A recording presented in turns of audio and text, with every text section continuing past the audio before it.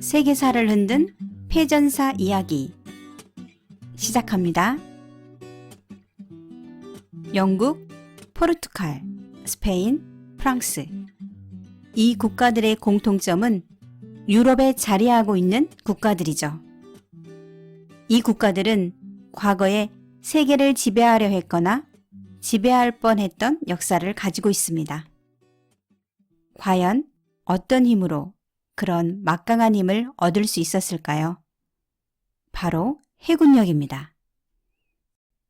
해군력은 한 국가의 부흥과 파워를 만들어내는 결과물이라 할 수 있죠. 오늘날 항공모함 보유를 기준으로 국가의 해군력을 볼 수 있다고 해도 과언이 아닐 겁니다.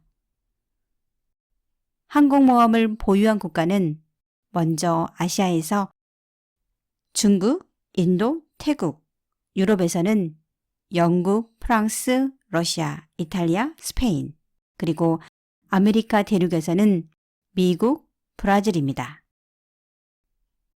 용어 정리를 좀 해보겠습니다.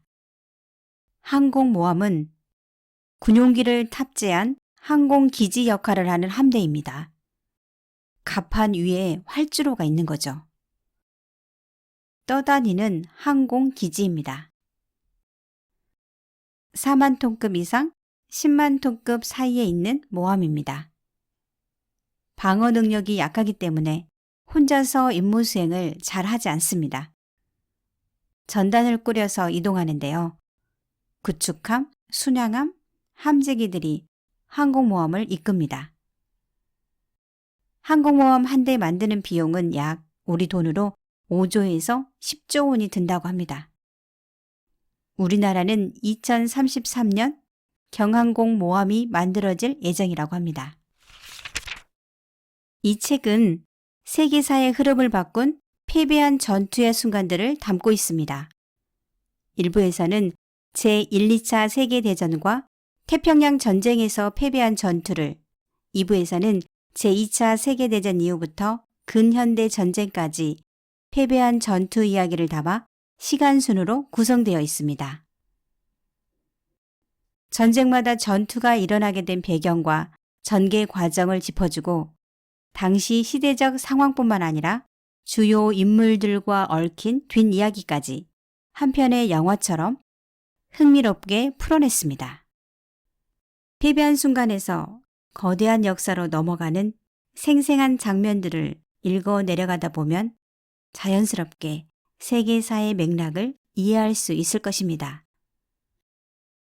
패전사 이야기의 주제는 말 그대로 패배한 전쟁과 전투를 돌아보는 것입니다. 승리한 전투나 패배한 전투 모두 한 가지로 설명되지는 않습니다. 예측하지 못한 수많은 변수가 존재하죠. 그중 지도자의 자만심과 오만에 의해 패배한 전투에서 사망한 젊은이들의 영혼을 위로합니다. 작가 윤영범님은 어릴 적 꿈이었던 영상에 대한 미련을 버리지 못하고 다시 공부를 시작해 방송 PD에 입문했다고 합니다. 영화광으로 전쟁 영화를 보면서 역사에 관심을 갖게 되어 패전사 뒤의 이야기를 소개하는 유튜브 채널을 운영하고 있습니다. 그래서 이 책은 유튜브 채널에서 말하지 못한 부분과 부족한 부분을 보완해서 만들었습니다. 책 속으로 들어가 보겠습니다.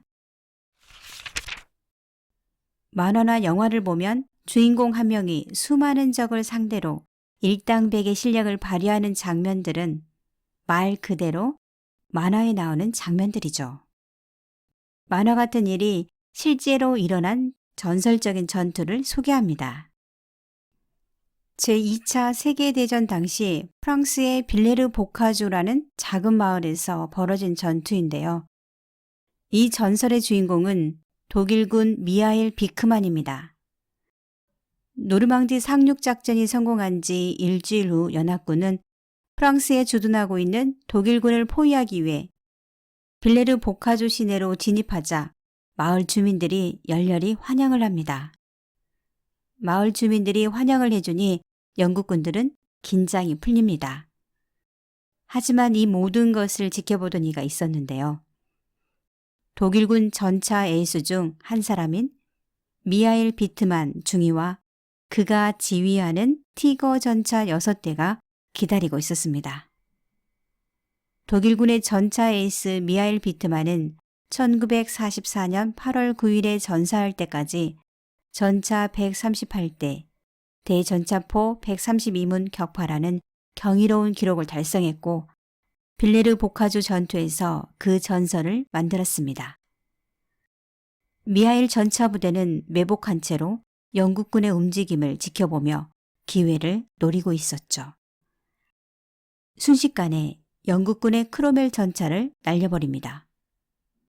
티거 전차 한 대로 영국군 제22 기갑 여단과 전투를 벌여 약 25대의 기갑 차량을 격파했습니다. 그는 이 전투로 히틀러에게 직접 훈장을 받고 대위로 진급했습니다. 미하일은 너무나 비현실적인 활약을 했기에 지금까지도 회자되고 있습니다. 독일은 제2차 세계대전 당시 아무리 큰 활약을 했다 하더라도 나치의 무장 친위대 소속 군인들의 공적은 일체 인정하지 않으며 대우해주지도 않습니다. 이런 점이 야스쿠니 신사의 전범들을 모아놓고 때만 되면 참배하는 일본과 다른 점이라고 할 수 있습니다. 과거를 인정하고 철저히 반성했기에 지금의 독일이 될 수 있었습니다.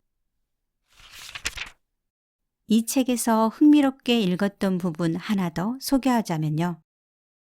스티븐 스필버그 감독의 영화 조스를 좋아하던 헌터 스콧이라는 12살 소년이 밝혀낸 진실입니다. 헌터 스콧은 방학 과제 주제로 인디애나폴리스호의 이야기를 선택했습니다. 인디애나폴리스호의 생존자 150명을 직접 인터뷰하며 자료를 모으기 시작했죠. 이 과정에서 맥베이 함장의 억울함을 알게 되었고 그 억울함을 풀기 위해 명예회복운동을 시작해 언론을 통해 이슈화가 되었습니다. 의회에서도 관심을 가지게 될 무렵 전쟁 중 문서들의 보안이 해제되면서 맥베이 함장이 구조 신호를 보냈지만 수신소에서 무시했다는 사실이 밝혀졌습니다. 전쟁이라는 운명 앞에서 억울하게 죽어간 사람이 맥베이 함장 한 명은 아니었을 겁니다.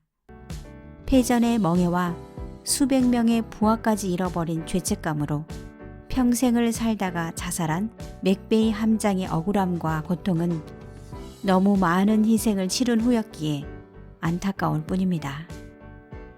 역사 속 인물들의 성공과 실패에서 우리가 배울 점은 무엇일까요? 같은 실수를 반복하지 않았으면 하는 그런 바람일 겁니다. 지금까지 윤영범이 쓰고 북수고에서 펴낸 세계사를 흔든 패전사 이야기였습니다. 이 책은 우리는 북튜버다 카페에서 협찬받았습니다.